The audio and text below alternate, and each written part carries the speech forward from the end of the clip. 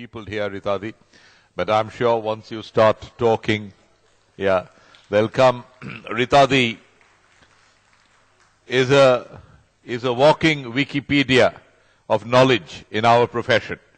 Rita Bhimani, the truly wise public relations specialist. With Ritadi, joining in the panel, Raju Sharma, General Manager, Usha Social Services. Raju is an alumnus of the Tata Institute of Social Sciences. Yes. Okay. Has been working in the developmental sector in areas of primary education, women empowerment, livelihood generation, integrated community development, entrepreneurship development, and numerous other aspects of social and economic development. Based in Delhi, he is now the General Manager of the Department of the Usha Social Services at Usha International Limited. Recently, Raju has completed the Lead India Fellowship in 2015. Raju Sharma. Shivram Krishnan is Head of CSR, CV and PV and ERC, Pune Tata Motors.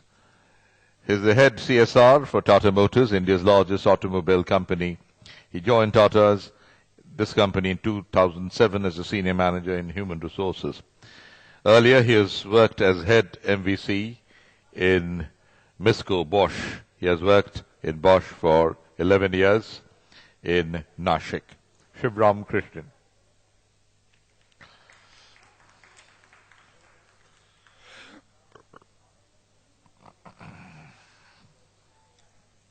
Joining us on stage, Kushal Moitra, Chief Executive Officer and Director, IIIM Limited, an IT industry veteran, founder, director, and the chief visionary of the organization.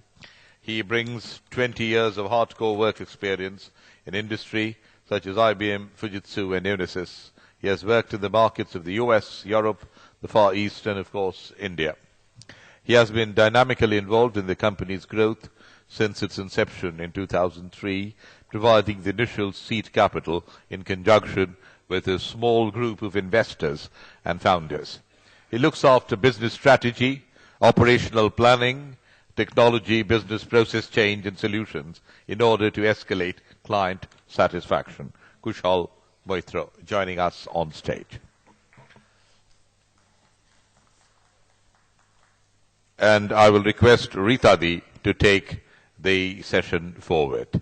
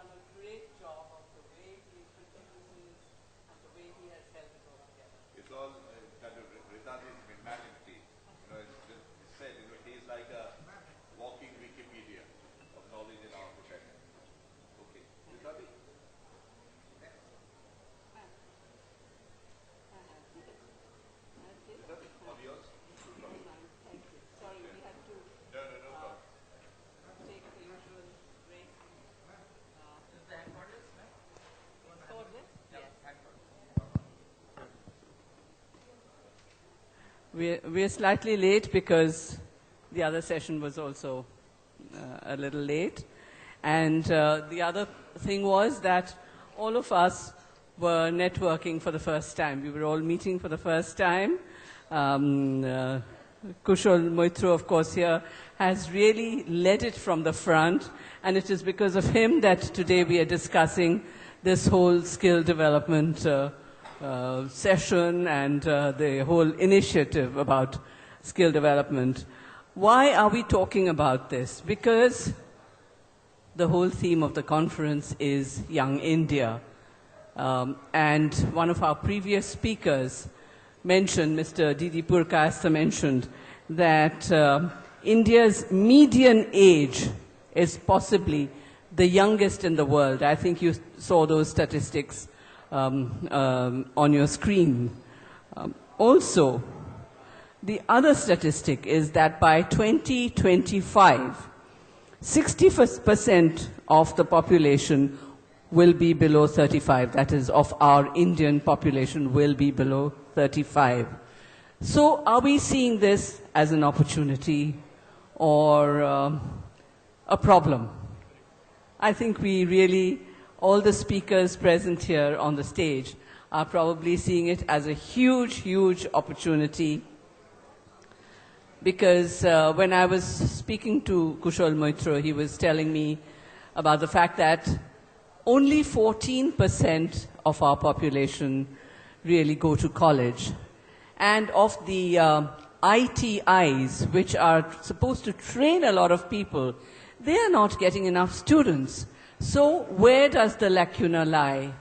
Can some of our corporates come in to fill in this lacuna? And there are so many of them who can do it, and they will prove it to you this afternoon. Or can we not have organizations like the IIIM, which is being headed by Kushal Moitra, who can again take a very big lead in this, in the whole business of skilling. So this is what we are going to just grapple with today, this afternoon, and without further ado,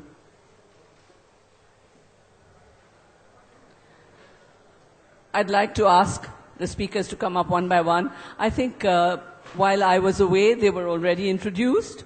Or would you like me to do a little more, because we did discuss something about all of you. Would you like that?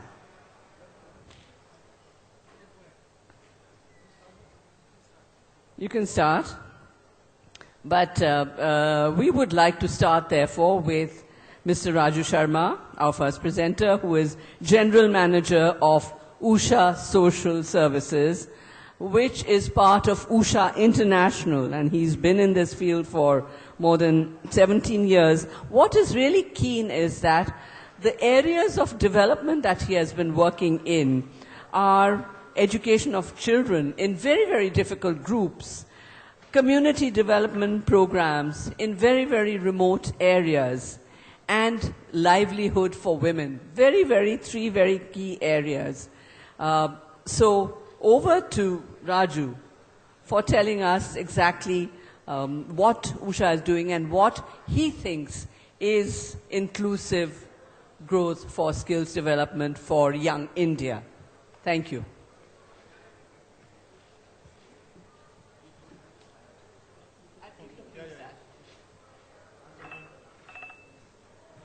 Everyone is supposed to confine it to 15 minutes, but I think we all know that. We all know that it's a very, very important session, so please do take heed.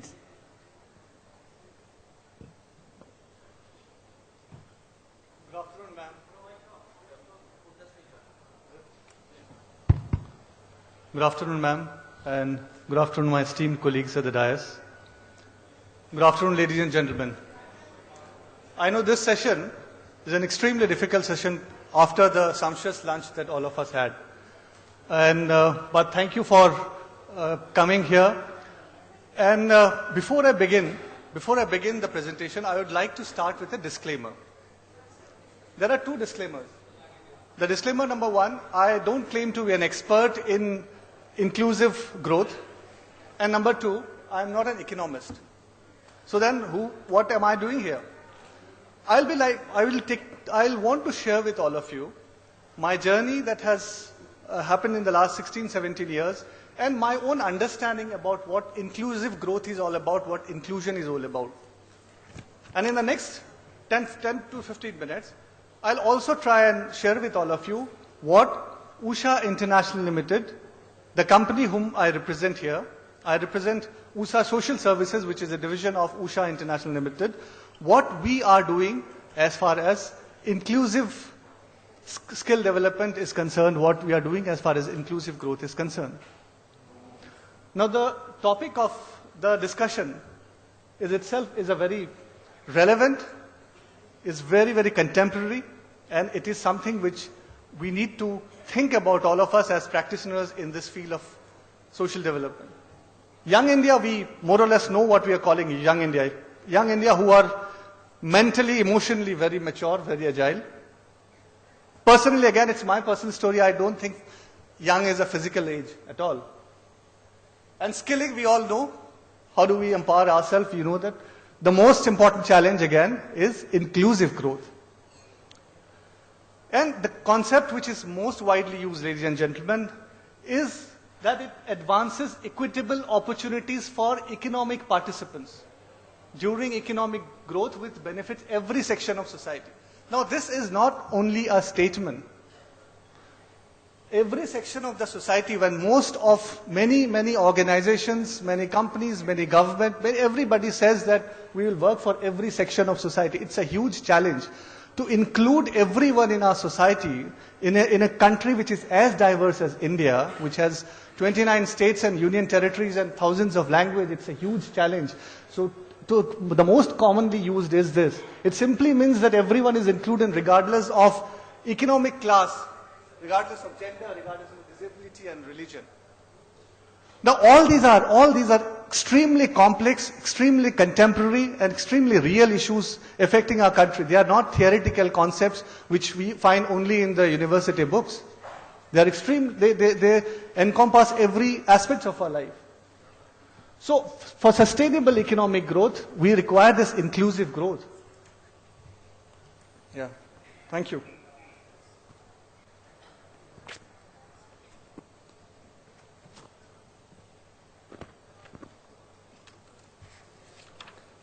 So when we focus on equality of opportunity in terms of access to markets, resources, and unbiased regulatory environment for business and individual, we can imagine that we have achieved some amount of inclusive growth. But, ladies and gentlemen, what is my personal favorite about inclusive growth?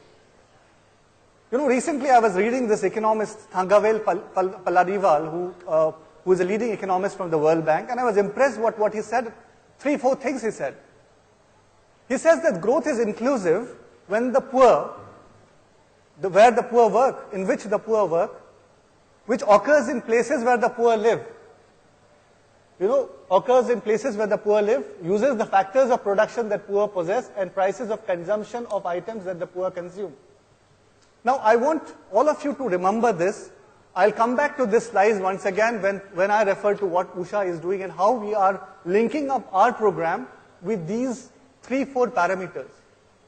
This is extremely important. This is something which is it is something which is very, very favorite to this definition, I think encompasses many things about inclusive growth. Now, Rita ma'am was saying about the context in India. She just briefly touched upon it. Yes, it is a humongous effort. It's a huge opportunity. It's a huge scope. With more than 62% of the population of people in the working group, 15 to 59 years, physical age, and more than 54% of the total population below 25 years. The country's population is expected to bulge. It's expected to bulge. The youth population is expected to bulge across 15 to 59 age group. Now, this is interesting, the fourth point. The NSSO data says that only 4.69% of India's total workforce has undergone formal skill. And if you compare with other countries, 52% for US, 68% in UK, 75% in Germany. So can we imagine the kind of scope, the opportunity, the requirement that we have in skill development in our country? This is a huge effort, and it requires a very cohesive and collective effort from all of us. The challenge and opportunity are there. Aspirations of our youth is very high. Yes, that's very, very important. The aspiration, everybody today, seeing the media, the press, the TV, everything, the aspirations of the youth are very high. They want to move out. हमको बैठे नहीं रहना है, कुछ ना कुछ तो करना है. There is something that needs to be done. Hence, the energy that is there in the youth, that needs to be channelized somewhere, ladies and gentlemen, and the scope is there from point number 4. And the irony is that there are chronic mismatches between the skills that are required and the actual skills that are required in the workplace. ma'am had again stressed that there are graduates in India, but how many graduates are employable? That's a real question. Well, India needs to create 500 million skilled workers by the end of 2022. And now that's not an easy, that's not as, now 5 years, there are 5 years into 2022, and we'll need 500 million skilled workers. Knowledge, skills, and technology for a young population is the backbone of our economy. These are the three concepts around which we'll have to build. And our education system, I'll not go and elaborate in the whole thing because I'll touch upon these things because I just have 10 minutes. Our education system is inadequate, I can say that, to produce quality workforce. We produce the largest number of unemployable graduates in the country. Correct me if I'm wrong, my esteemed panelists. This is something a fact which bothers all of us. So to enhance the quality of education, skill development should be implemented simultaneously. There has to be a simultaneous, cohesive effort from all of us. Policies need to be framed and implemented in this regard. There are many policies which have been framed, it has been implemented also, but the challenge is huge awareness campaigns needs to be taken to make the policy a reality. So there could be 4 or 5 approaches that we can take. Institutional framework that is communicated. There is an institutional framework today in our country. There are systems that has been placed, there are institutions that are there. But the challenge is that has to be communicated to people at all levels. Partnerships is a very, very crucial at all level of our work. Partnership between the NGOs, the civil society, the media, the corporate, the government, all agencies. We need that kind of partnerships to emerge for the skill mission to accomplish in our country. Include the male, female, contemporary and traditional. This is again a huge scope. We need to have the organized and the unorganized sectors. And inclusivity is going to be the thrust of this approach everywhere. Everywhere we have to see that we include people from different walks of life, from different corners of the country, from different socio-economic, religious groups. Now, the last point I just wanted to highlight, again, it is something which is very close to me. I believe that inclusive growth, inclusive economy cannot happen unless and until there is a strong link with the primary education at the grassroots level.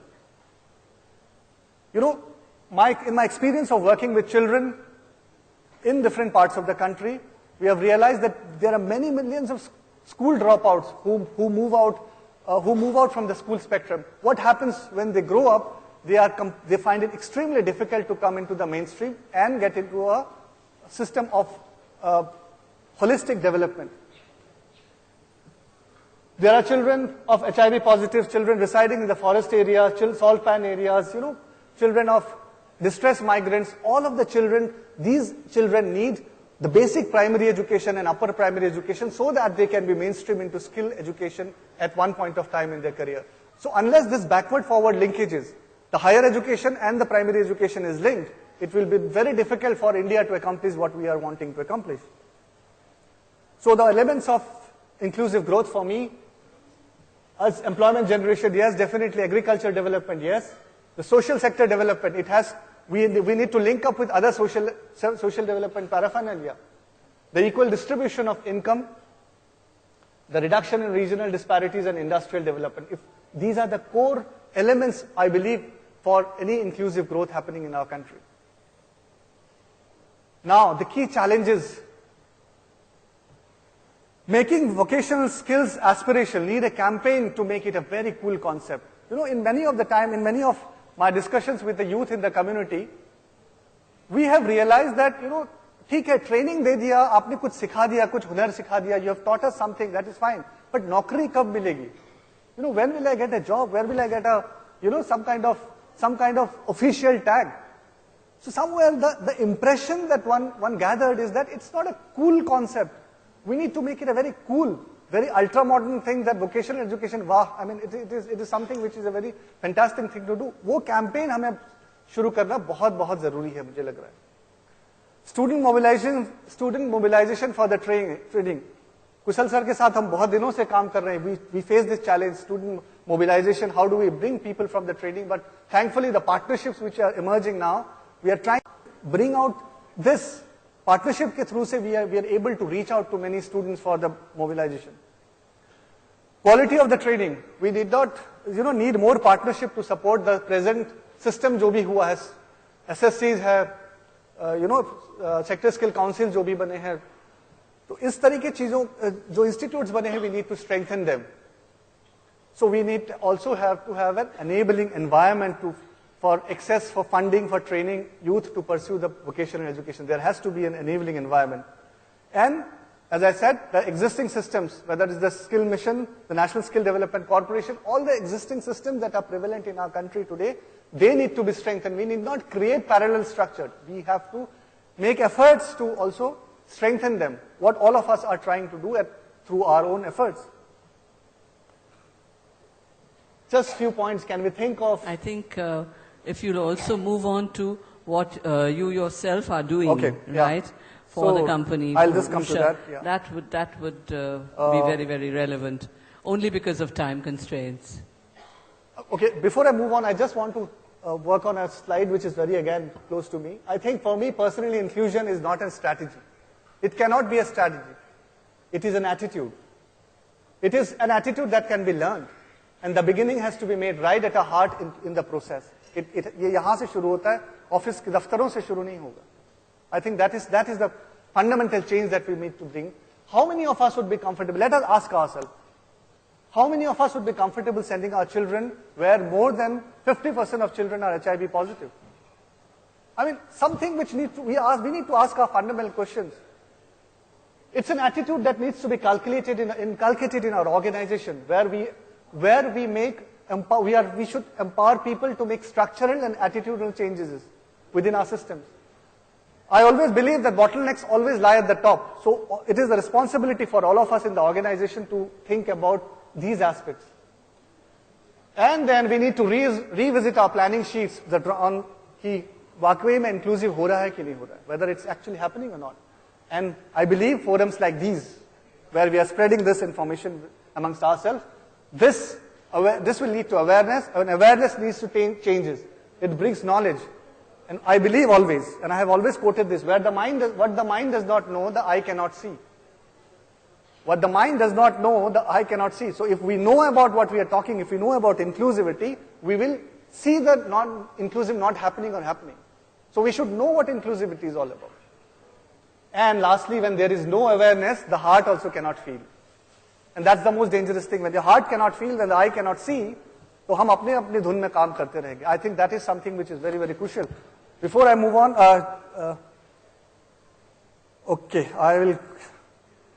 there are many slides which I thought I'll share, but now paucity of time. What we are doing in Usha International Limited. I go back to my number 3 slides, which says growth is inclusive when it takes place in the sectors where poor stay and poor work, where the poor live, and where the factors of production that the poor possess are enhanced. At Usha International, what are we doing? We have started a program called the Usha Silai School program. Under the Usha Silai School program, we trained one rural woman from one particular village in sewing and stitching. Initially, we provided the basic paraphernalia of a sewing machine, a syllabus contextualized to that particular state, a training, and send her to her own home. From her own home, from her own veranda, she will start a Usha Silai school. Her objective is that she needs to teach at least 20 women in 1 year. And she will charge certain fee from all the learners, and that fee is her income generation opportunity. Secondly, she is also free to do job work. And thirdly, we also provide her inputs on repair and maintenance of the sewing machine. So she becomes a resource person for sewing and stitching in the entire village. So all of us know that गांव में in the villages we only find male tailors. So because of the Silai school, there is an emergence of Silai women as Silai resource persons in the villages. So she has started earning income. So today we are present in all the states of the country. We have 12,000 plus Silai schools. When I say all, meaning starting from Jammu and Kashmir to the Andamans to Lakshadweep Islands, from northeast to the Kutch, in all the states of the country.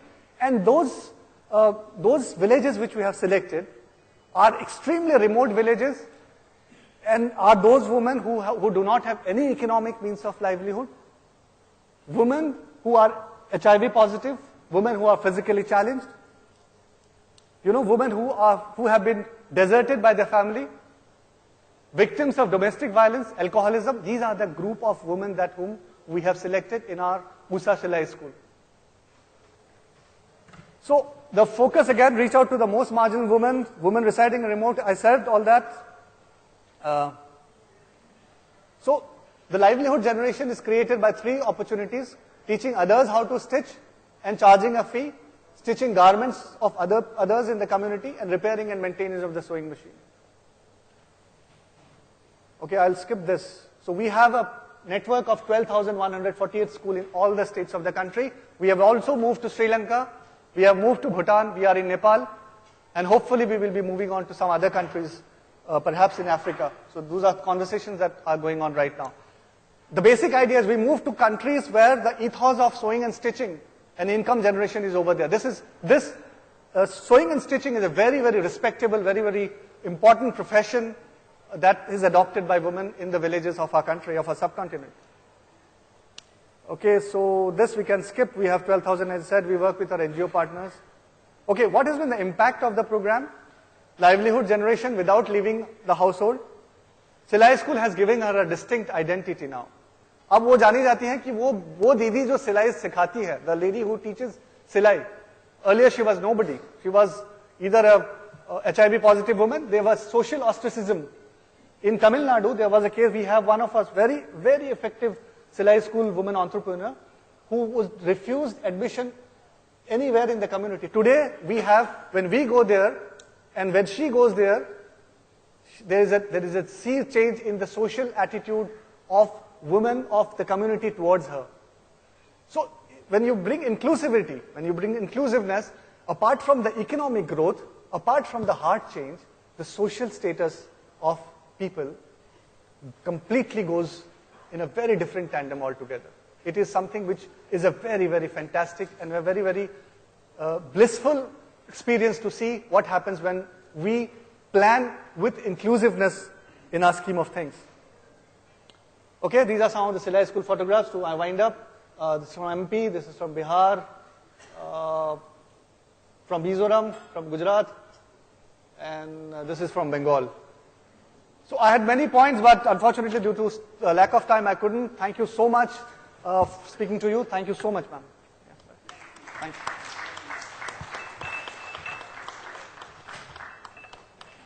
Thank you so much, Raju Sharma.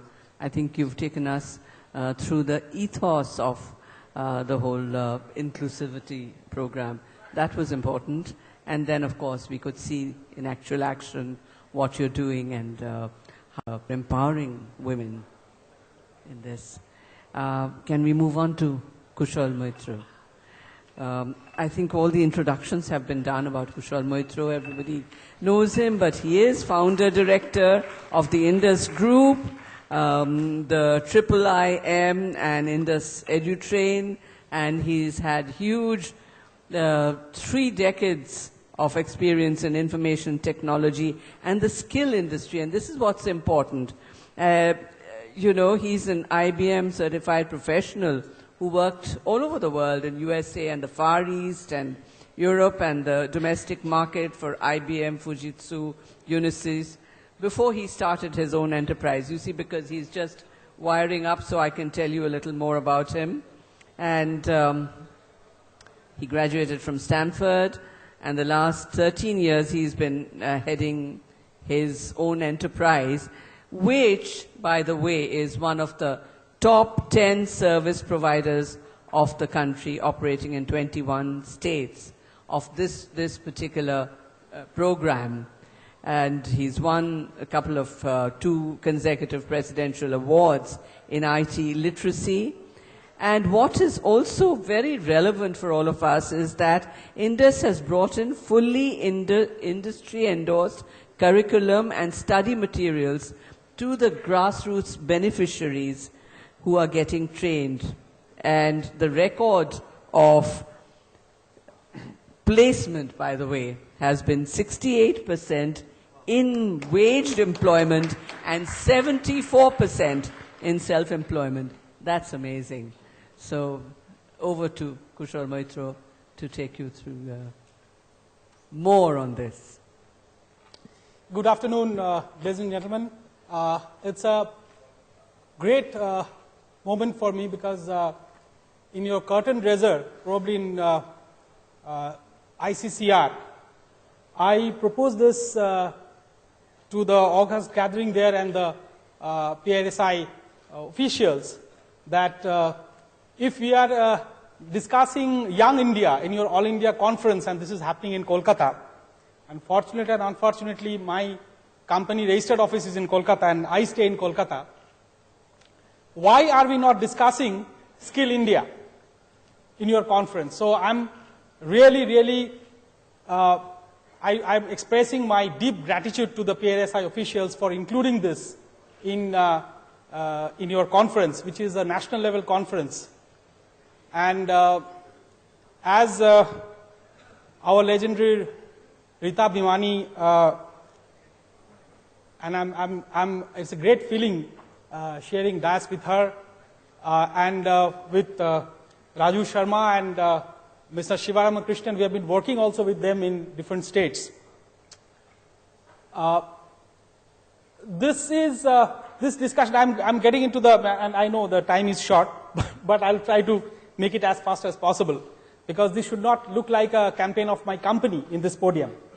So very quickly, a great presentation by Raju, because Raju has covered some of my slides also, so it makes my life a little easy. That what is the challenge? The challenge is, as Mr. Bhimani shared with you, that the demographic dividend that we have, the huge young population that we have, and so much of diversity, so much of language. We are in 21 states. We are forced to create content in almost 14 Indian languages. Contents like motor vehicle driving, contents like beauty and wellness, assistant beautician course. So there's a huge challenge. Now, I don't have to again get into that why do we need skilling. I don't think that after Raju's presentation I require to delve in that area, so I'll skip those slides. But I'll come from, because Mr. Krishnan is here from Tata Motors. They are a manufacturer and they are a training provider also, skill training provider also with their CSR program, working with NGOs and enterprises like us. And Usha is a manufacturer of sewing machines and other products, and Usha also has a Silai school. But I will come, because I'm not a manufacturer, I'll come to you purely from the trainer perspective. I'm a training organization. I'm a vocational training provider, my organization. So I'll come to you from that perspective, that what is happening in Skill India and what is our experience of Skill India.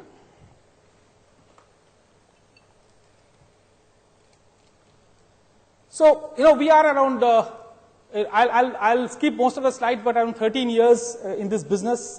We are in this business, and we have 4 group companies, and we are growing because training is happening, skilling is happening, state-sponsored program, Government of India, Pradhan Mantri Kaushal Vikas Yojana, National Urban Livelihood Mission, Deen Dayal Upadhyay Kaushal Vikas Yojana, Sikho and Kamao, Pradhan Mantri Kaushal Kendra. There are series of programs getting rolled out by the Government of India.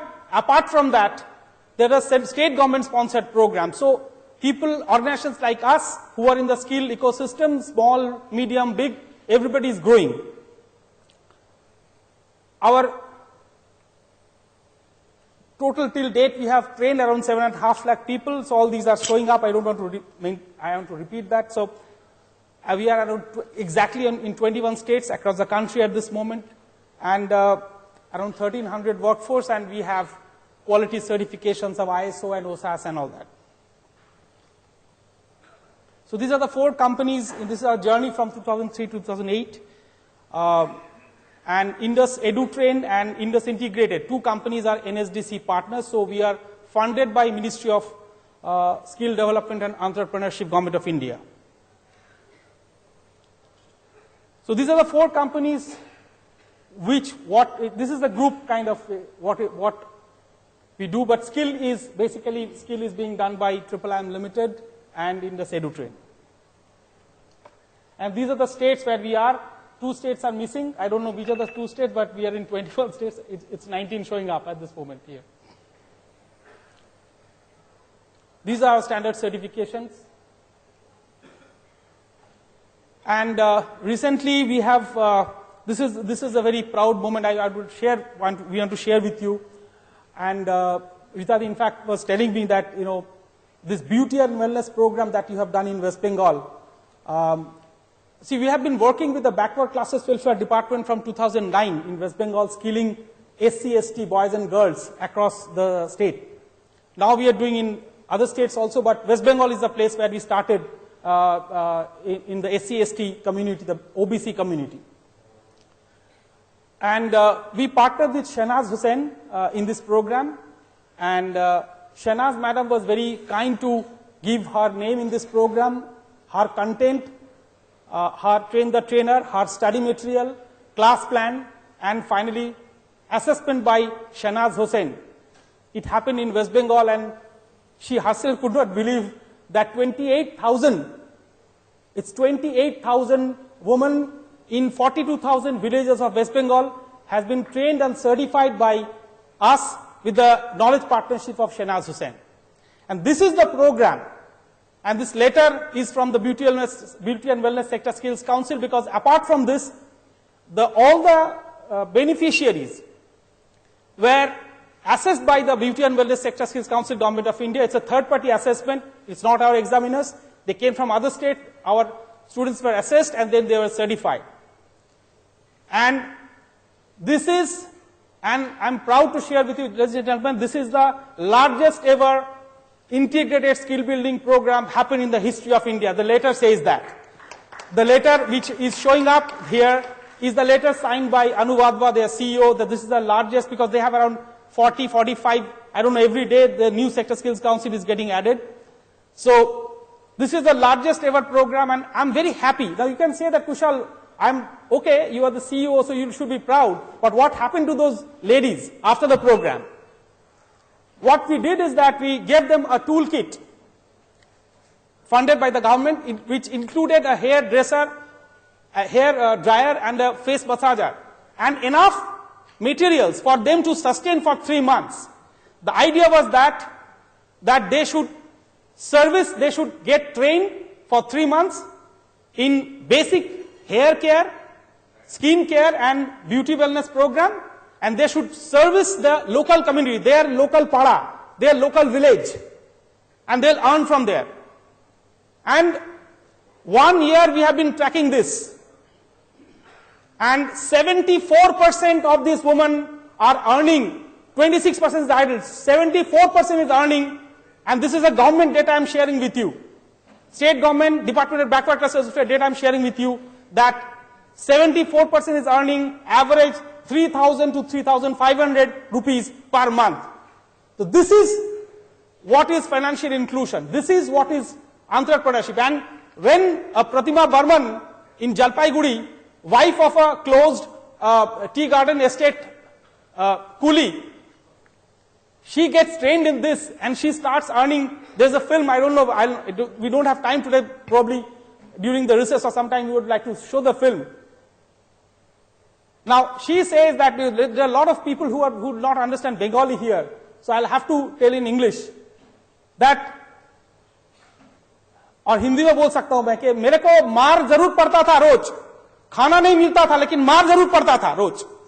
और आज का date में मेरा सासू मां पहले जब चावल उगलती है सुबह, तो पहला उगाला हुआ चावल मेरे को मिलता है, क्योंकि मैं 11,000 रुपया रोजगार करता हूं हर महीना. So you can understand, when a woman starts earning, the whole scenario changes in the family.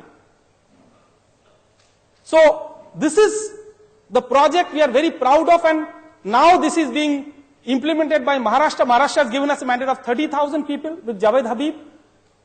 UP, they have given us 16,000 people order. Recently, Punjab has given 6,000, all in beauty wellness, focusing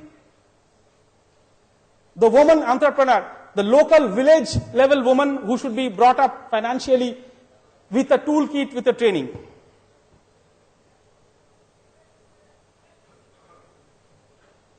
I think these are things which I should not, these are our customers, our story. So, Government of West Bengal, where our vocational training program. So, we are also, Raju pointed out one thing I'd like to mention here. You spoke about the school level intervention. The school level intervention has started all across. See this, a lot of people, I was speaking in the evening yesterday, they were not aware of what's happening in the skill space. So I would like to just inform you. These are informations I'm sharing as a service provider so that you know what's going on. At this moment, across India, almost close to 24,000 schools are is a part of the National Skill Qualification Framework, NSQF, where from 9 onwards, 9, 10, 11, 12, West Bengal also has a couple of hundred schools.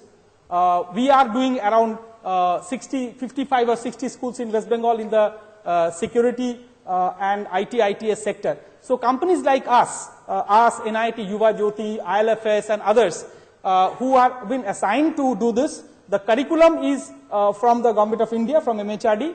The certification is from the Sector Skills Council. And so faculty is from us, the government is paying for the faculty every month through the Rashtriya Madhyamik Saksharata Abhiyan RMSA, the State School Directorate is taking care of this. So this is a very, very ambitious program, and I know considering the number of schools is very in nascent stage now, but it's every month it's expanding. So also in the automotive sector, Krishnan Sahab, automotive, IT, ITS, and 12, 13 sectors have already been included.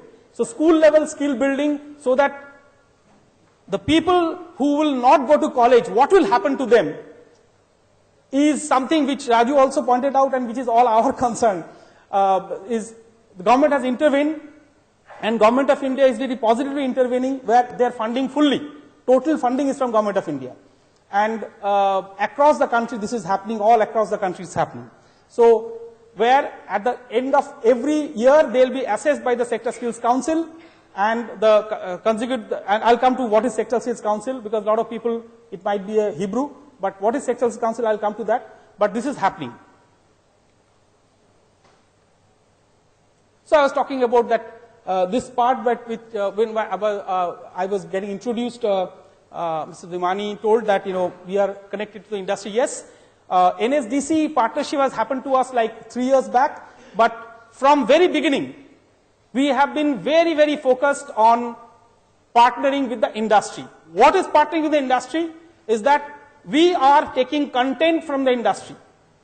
Here, Mr. Krishnan is sitting here. Tata Motors is our knowledge partner. Tata Motors is giving us the content. They are doing train the trainer. They are assessing and they are certifying. Our job is to give the training. Now, if a person is certified by Tata Motors as a painting, denting, workshop technician, or a heavy or light commercial vehicle driver, it means a lot when he goes, or our placement team goes to a probable employer for the placement of that person. So what is happening is all these names that you see, whether it's a Microsoft or a Siemens or a Javed Habib or a Usha or G4S, everywhere we are partnering with these organizations to get their content, their certificate, apart from the Sector Skills Council. You're looking at me. See, Sector Skills Council affiliation, we have these Sector Skills Council affiliations. Now you might ask me that what is Sector Skills Council? The sector, you can Google it and see it, but I'll just give you 2 lines. See, what was happening is that somebody is teaching beautician program or a computer program in Bombay or Mumbai, first, now it's called Mumbai. And I am teaching this in Jalpaiguri or Malda or Patna or Bhubaneswar. Your content is you think that your content is absolutely right, the correct content. I think my content is right. You'll see that 5 chapters are missing in my content, 5 chapters missing in your content. And there is no standardization of curriculum, no standardization of study material, no standardization of assessment. Now with Sector Skills Council, which has been created by Government of India, funded by NSDC, is created by Government of India, but people who sit in the Sector Skills Council are all from the industry. In the Automotive Sector Skills Council, Tata Motors, Maruti, Ashok Leyland, everybody sits and they decide that what is the skill required for my industry, what is the training one should get and what should be the exit profile and what kind of employment one should get. And for that, who will teach, what should be taught, what is the assessment process. All these are being done by the Sector Skills Council. These are not in the air. These exist in Delhi and different parts of the country. They have offices fully. And we all are governed by these Sector Skills Councils because we are an NSDC partner. So standardization in terms of the delivery of the curriculum and the study material and the faculty quality is being assured by the Sector Skills Council. This is a very big news for all of us, which is happening for 3 years.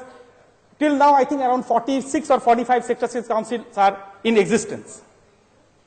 We are a Coke and NDPC partners, and I don't know why they have not mentioned here. We are partners to the E-Junction, which is a Tata Group organization, and also we are partners to Reliance Foundation for their CSR program. These are the certificates that we are talking about, the industry certificates I just spoke about. These are from the industry, directly assessed, certified by the industry. Now, while introducing me, Mrs. Vimani talked about that placement. So we have there's a challenge also. We have host of companies taking our people because we have a full-fledged placement team going and pitching with them that here is our batch getting completed, now you come and recruit, and all these things are going on. And we have a fair good amount of offers being rolled out. But still we are facing a problem. The challenge is there, which since the time is very short, I'll have to close this, still there is a problem of relocation. This is not West Bengal phenomena, this is all across India. In spite of giving jobs, a lot of people don't relocate because of 2 issues. One, very low minimum wage. India, minimum wages in different states are very low. And second thing, cultural issues. And the most important thing is that the mindset of sarkari naukri. मेरे को सरकारी नौकरी किसी ना किसी दिन मिलेगा.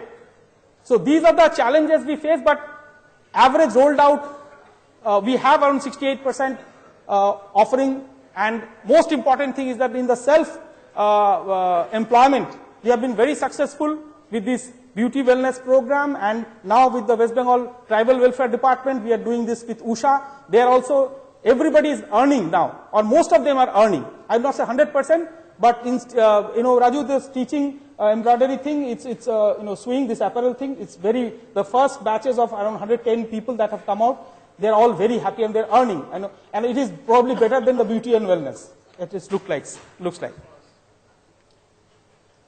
So I think these are the things which Raju has already covered, Young India and all that. So I don't want to get into that. It's a very huge challenge because if these are the people who are not trained and certified and we do not include them into the financial mainstream, this huge Young India slogan or this advantage will become a very, very big disadvantage for us, because these people, if they are not skilled and employed, either self-employment or wage employment of some way, okay, this will become a huge problem, and these are the elements who will get misused by unscrupulous reactionary elements of our society. So I don't want to get into the better skill, better job. All of us know. I don't have to.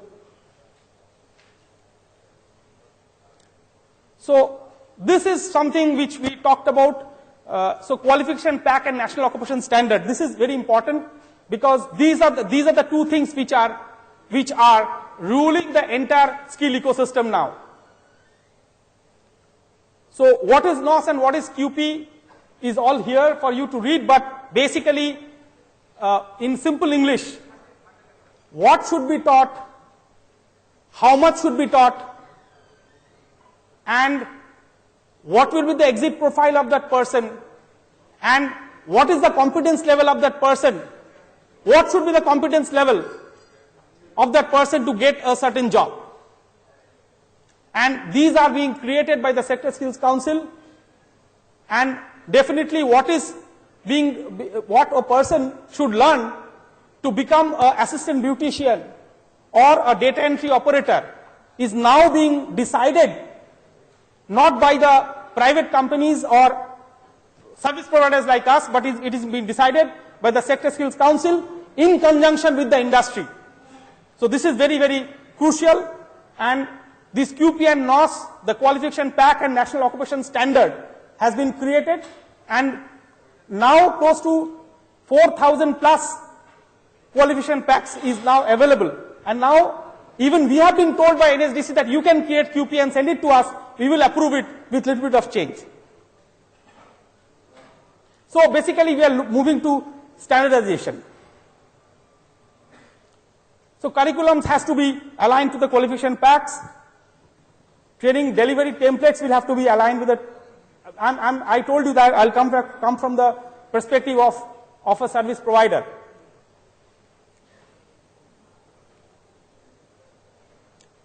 There are huge success stories I was talking about, all across. See, the thing that Raju talked about also is that of quality. What is happening, I'll end with this probably. Yeah, there's a thank you slide is there, so I'm done almost. Give me 2 more minutes. Okay. So relocation, I talked about the challenges. Minimum wages is there. Minimum wage or low wage. And other thing which we are facing now is that while we are struggling internally also, that when we are getting a mandate of 10,000, 15,000, 5,000 people in different parts of the country, how do we create infrastructure? How do we get good faculty? Because nobody wants to teach now. Nobody wants to teach. Even people from the industry don't want to come in their spare time and teach. So teacher is an issue, big issue. And I'm sharing this because this is a forum, this is the top forum of the PR professionals of the country. But I'm sharing this pain with all of you, that while this is a huge challenge which can change the face of India, everything new that happens in India, like it happened in the 80s and 90s, beginning of 90s, that the IT training happened like a revolution. In India also, this skill thing, all kinds of unscrupulous elements, I don't know to name them. It's not possible, should not be. But we are trying, while the top 25%, in fact, Mr. Rudy in a meeting on 8th of December, he told us. Okay. Kushal Maitra, yeah. I think we better wind up because we're really okay, sorry, I'm sorry. I'll just end up. You're the prime mover of this, so we love all the wisdom from you, but I think we have to go to the last speaker. Yeah, sorry. I got the warning from them. So this is a challenge of quality which we are fighting, and we ourselves are looking at mirror and trying to correct ourselves whether we are having any deficiency. We are putting IP cameras and GPRS based biometric attendance in all our centers. So this is something also, the quality of the training, faculty infrastructure is a challenge that everybody is facing, because there's a huge amount of challenge that we are facing, the speed which is required. So with 56,000 people trained last year by us, and the good news is that huge amount of money is getting pumped by the government of India. I am not saying that this is a flawless system. There are flaws, but there are good things happening also in this space where thousands of students are getting trained and placed, certified, they're going for job placement. We are a Kolkata-based organization, but we are now in almost the entire country. We need your blessings, we need your support. And definitely the challenge with which we move, and I tell my team that this is not a PC sales happening, because I have been a PC sales guy long back in IBM. You are playing with lives of thousands and lakhs of students. These people are coming to your class thinking that you will do something which will change their life. So don't play with them. Do something for which they will remember. I'm telling you, I was almost in tears in front of Money Square Mall. And that is the proud moment of my life.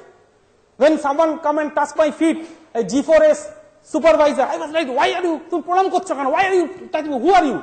He said that, sir, I'm so and so. And I was trained in Bagda block, sir. And now I was recruited as a security guard in G4S. Now I'm a supervisor manning the entire outside of the Money Square Mall. So this is where the pride is. These are the good luck stories. And I think the big takeaway is of standardization. I think that has been very important. Sorry. The sector skills and the standardization and the movement you have led. Let it grow from now on. We come to our last speaker, and please just go ahead. Mr. Sivaramakrishnan, who heads the CSR movement for Commercial Vehicle Business Unit, Passenger Vehicle Business Unit, as well as Tata Motors R&D Center at Pune. And we've been talking about students. So what, under his leadership, the CSR team has initiated a huge supportive class program for more than 25,000 students studying in classes 9 and 10 from 146 BMC schools, which stands as a classic example of Tata Motors' CSR philosophy, which is more from less for more. So over to you, Mr. Sivaramakrishnan. Yeah, thank you very much. And very good afternoon to all of you. Being a last speaker of the session, you always have some disadvantage, especially when speakers like Kushal Da and Mr. Raju is there. They have covered almost all the points of what I wanted to speak. But when you have very less time with you, that becomes an advantage also. I need not speak anything at all, right? So, I'm not going to go through the presentation. Yeah, I think we really want to know more about Tata Motors. Absolutely. And your experience. Okay. So what I will do is, I will not go through the entire presentation. In fact, that will take a longer time. I'll talk only in bullet points. Just 3-4 things which I wanted to say. I will talk more about, as a Tata Motors, a corporate entity, how we are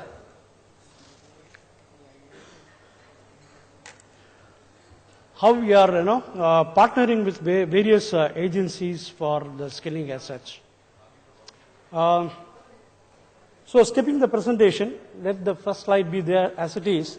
Now I would like to start with very startling data which has been already told, but I want to reinforce all those data, basically because that is the point where we stem in from the entire conversation as such. Again, bullet points. More than half of India population is below 25 years, and more than 65% is below 35. By 2020, average age of an Indian is going to be 29 years. 37 million are graduated and above, including 2.6 million engineers. Have you ever wondered how many ITS and engineering institutions are there in India? How many people are coming out year on year? If you take a corporate, every engineer, ideally speaking, should be having around 6 workmen who is passing from ITI as such. Today it is 1:1. Can you imagine this? So this is the kind of the status what we have today. But fortunately there are plus points, there are some good points also. We are the second largest English speaking citizens after the US. So we have a great advantage there. So our people can go anywhere and everywhere, not only just in India but outside the country also. So we have a very huge opportunity of this young India, not only working for India but for working for others also. This can turn into a demographic curse with the huge numbers of semi-skilled and unskilled youths if you are not going to skill them. Today, you will be surprised to know one of the slides we saw with Raju is that 500 million skilled workmen is needed by 2022, right? And how many percentage?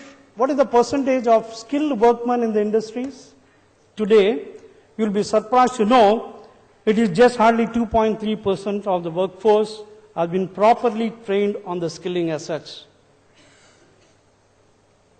Whereas vis-a-vis what we have is 96% in South Korea, 80% in Japan and 75% in Germany. So this is a kind of a skilling environment what we have here in India. I'll put this into three different categories. One, there are skilling which is required, that is academics along with the skills.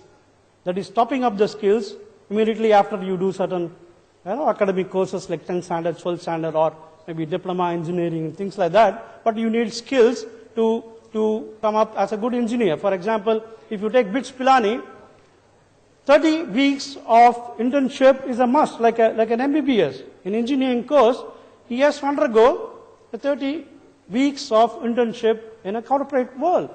That is a part of their curriculum. So these kind of courses are required more and more, and that is what I mean by academics along with the skills. Second category is skills with academics. In some places, there is no recognition of skills without academics. That is, the need for academics along with the skills is a must. For example, if you are going to be a CNC operator, you need to have a specific kind of academics which has to go along with the skills. So this is the second category. And the third category is skills by its own. You have carpenters. He doesn't need any academics. So what he needs to be given is only the skill which he needs to do some furniture or so. So these are the three categories on which. So of these, whether government is aware of this? Yes, of course, they are aware of this. So what they are doing? They are doing two different things. One is creating opportunities and the skill ecosystem as such. As you have heard from the previous speakers, the vocational training has already been started in the schools. And this is going in a very big way, which we have missed out. So that will cater to the first one, academics along with the skills. So you have some skill training which is happening at the school level itself. Number two is to create a market for the people or market related skills for the people who are youths as such. That is imparting the market relevant skills. Today, as I told you, there is hardly any people who have been formally educated in the workforce as such. Tomorrow, if you are not going to skill them what is required by the company, it is going to be a huge loss for us. The conventional method of training, giving skills in the ITI started in the 1940s. And this is still continuing. A person, suppose for example in automobile industry itself today, if I have to hire somebody, I need to hire a fitter or a machinist. I don't have a person who is skilled in manufacturing automobile. Have you ever thought of it? And this is the case not only in automobile, but in every field and every sector as such. So there is a distinct disconnect between what is being taught in the schools and what is required by a company. And that's why we have people like Kushalda and others. Talking about the partnerships as such, we have 6 types of partnership. I'll start with the NGOs. There are certain NGOs who are experts in skilling, and they do the skilling per se. They have been recognized by NSDC or not. There are various kind of people available in the market. And we corporate, since there are 2 things which are happening. These kind of people, generally they work with the community for not less than 5 to 10 years or for ages. There are certain NGOs who are working for more than 20, 30 years with the community. They know specifically what is the need of skills in that community. So NGOs are experts in identifying the need of the community. They are trained to impart the skills for that specific need of the community. So it is imperative for a corporate to tie up with such type of NGOs when you are working with the community, especially from the CSR angle, to impart the specific skills which is required by the community. The second part of the partnership is the technical schools. Today, Tata Motors has adopted more than 137 ITIs across pan-India. We have a core competency in automobile. So what we promote is, there is a course called as motor mechanic vehicle. So the mechanics course, which is there in ITIs, which is a 2 years course, along with these ITIs, what we do is we upgrade the lab, we give the training to the trainers, we give an advanced study material which is apart from the curriculum for them to make equip as a better employable source, and we make industrial visits for these students to come to our plants wherever it is possible, and we also give them the life skills. So this is the second type of partnership what we do directly with the technical schools as such. The third type is the government agencies. We are tied up with the MSBT, which is Maharashtra State Board of Technical Education. We have today MOU with NSDC. We have signed a flexi MOU with DGET. Why it is required? Today, as I told you, corporate needs a specific skills, and the traditional method in ITI is age old. So you need a corporate required vocational courses.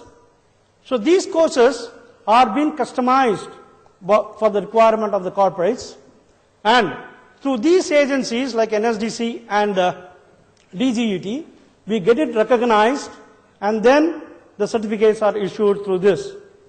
The course has been found by the corporate, recognized by NSDC, so we have a tie-up, or recognized by DGET, so we have corporate specific courses, and these courses can be imparted in any of the automobile sector. The fourth type of partnership what we are talking about is leveraging the government schemes for higher scaling. So we have people like Kushalda who have a huge network of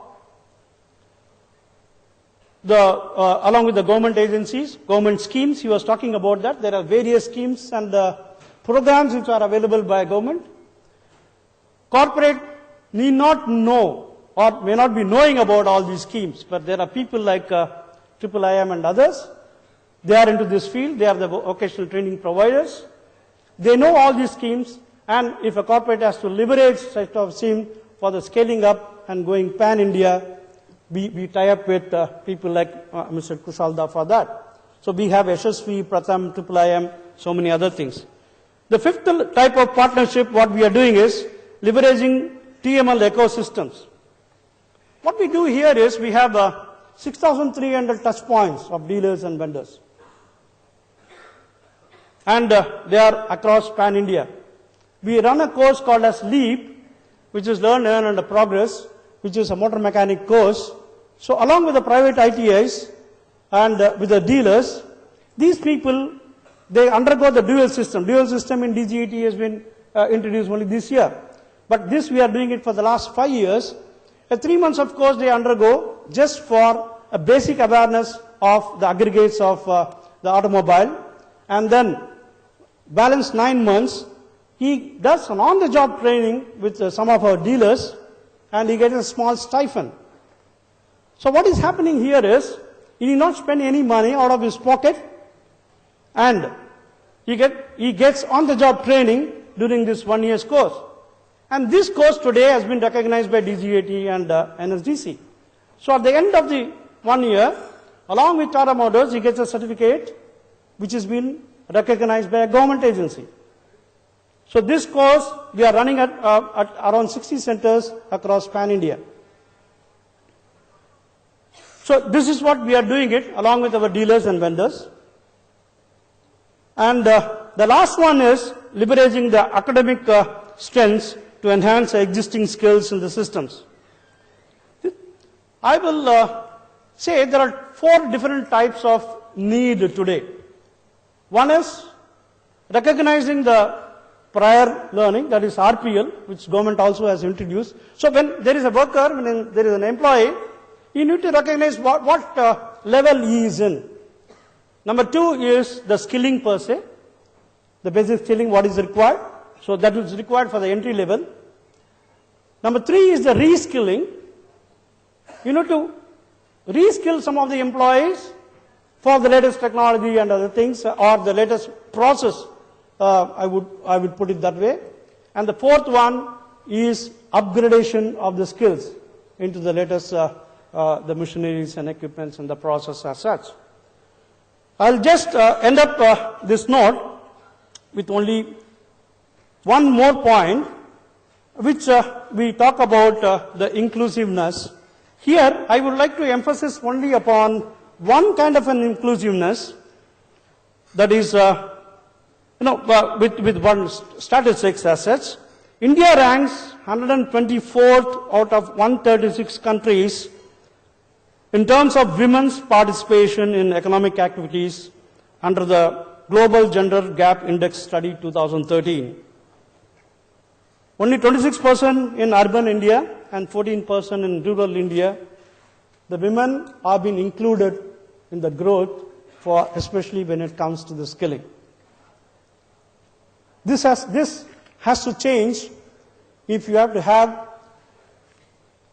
a greater participation of women in the growth story as such, what we are talking today. And surprisingly, this has to come from a very, very lower level. But if you see the dropout rates of these girls, after 8th standard, it's around 54%, and after 10th standard, it is 67%. So you need to have an inclusive growth where, of course, Raju talked about the entire gamut of what inclusiveness is all about. But I would like to specifically point about this inclusiveness of women in the entire skilling program as such, which will take us a long way into the growth story of India. Thank you very much. Thank you. A big thank you to all our presenters. I think this has been a very, very valuable session, given us a lot of food for thought and a lot of challenges to get ahead in the skilling department. We in PR particularly need to look at it as a very, very special CSR activity too. So on that note, unfortunately, we cannot take any questions, but I think you can interact with our speakers after this. Yeah. Thank you so much. Thanks, Ritadi. Thanks, very eminent panel. We shall greet the panelists on stage. May I request Ashok Roy, life member of the Public Relations Society of India, to kindly come up on stage and greet the General Manager, USS Department of Ocean International, Raju Sharma, please.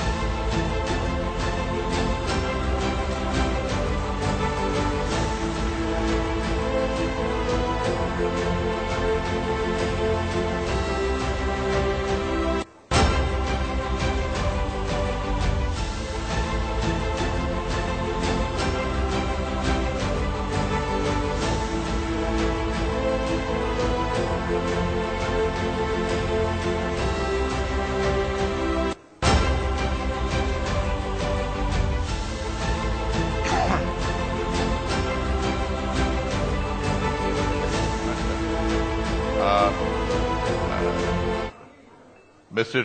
Shivram Krishnan to be greeted by Chitralekha Banerjee, Joint Secretary of the PRSI Kolkata chapter.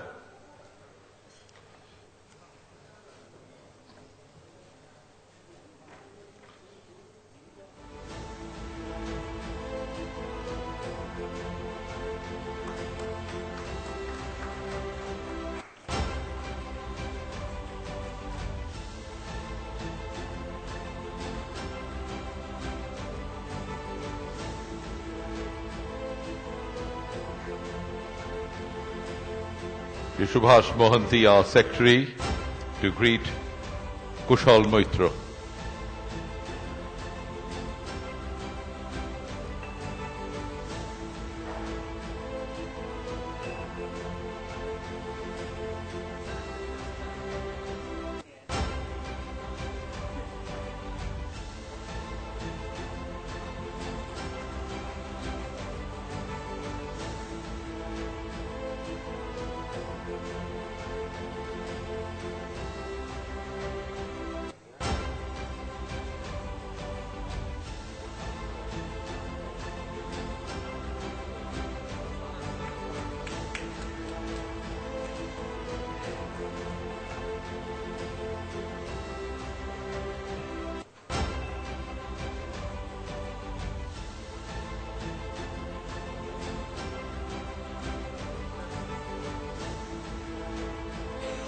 Thank you. Thank you. And finally, of course, our very eminent moderator, one of the doyens in our profession, Rita Bhimani, to be greeted by former chairman of the Eastern chapter of the Kolkata chapter of PRSI, Narendra Ranjan Mukherjee.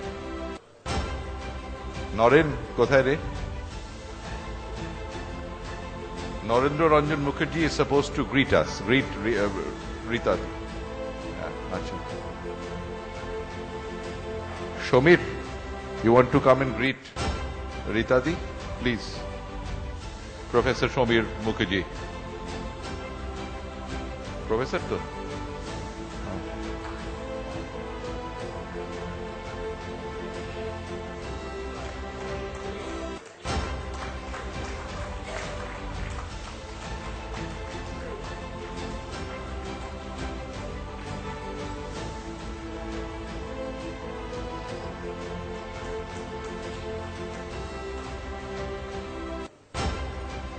Thank you. Thank you, very eminent panel.